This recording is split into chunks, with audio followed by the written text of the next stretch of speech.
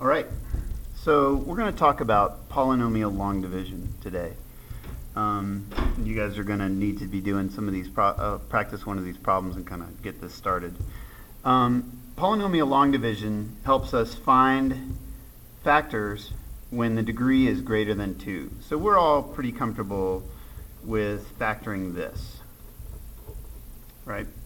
In that we know that the factors of 6 that add to 5 are 2 and 3, and so we know that x plus 2 times x plus 3 are the factors. These are the factors of this polynomial.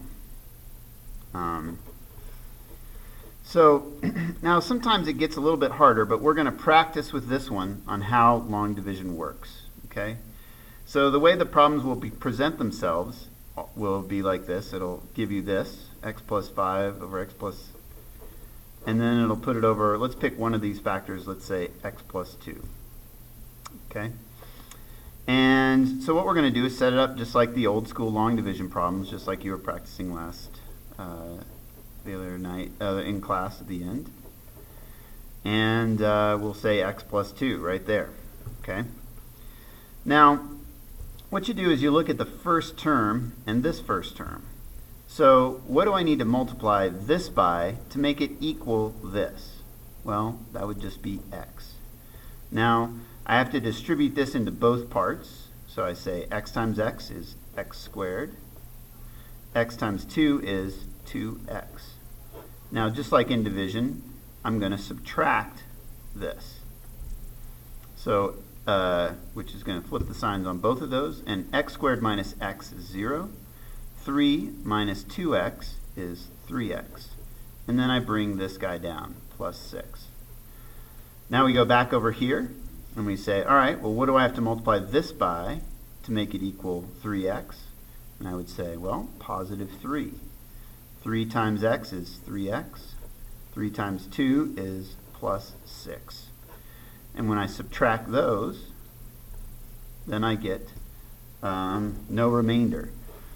And so then my solution is the factors x plus 3 and x plus 2. So once again, it's just like regular long division, where I multiply the divisor by whatever number I need to make it the same, or as close as possible.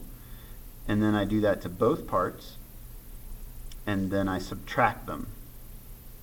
Do that each time. Let's do one that's a little bit more involved. Okay. So let's say we were given this expression.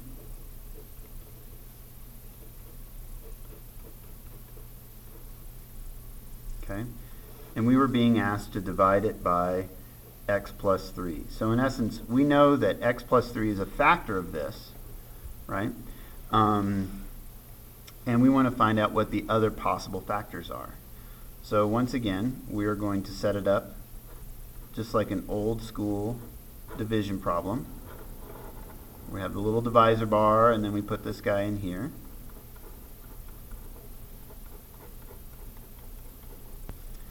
Now let's look at this first term once again. So this is x cubed, and that's x. So I need to multiply this whole thing by x squared. Okay? X squared times x is x cubed. X squared times 3 is 3x squared. Now I'm going to subtract this. And I'm going to get x cubed minus x cubed is nothing. 6x squared minus 3x squared is 3x squared. Then I'm going to bring down this plus 11x. Now we go back over here. So what do I need to multiply x by to make it equal 3x squared? Just 3x, right? 3x times x is 3x squared. 3x squared times 3 is plus 9x.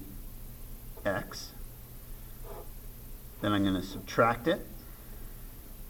And this is 0 once again.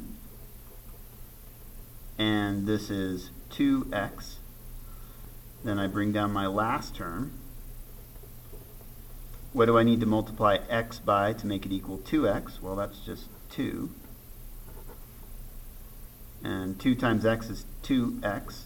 2 times 3 is plus 6. Subtract it, and I get 0. So let's bring these down and look at this problem once again. So I have x plus 3 and x squared plus 3x plus 2. Now my goal with all this is to factor all this down to its smallest number of factors, okay?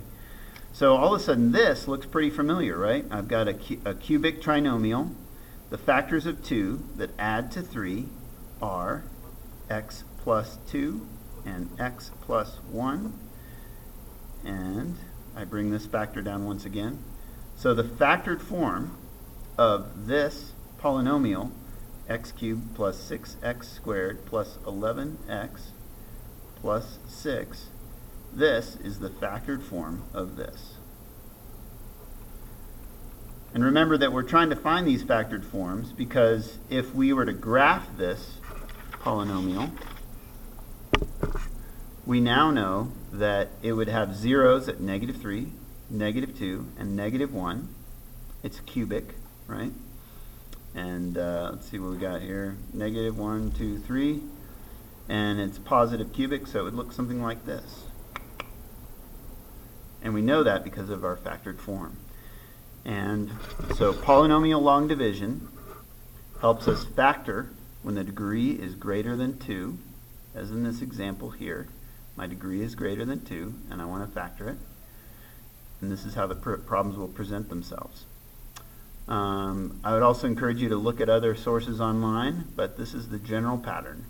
You just multiply it by whatever will make it the same, and then multiply both terms, and then subtract it. All right, good luck.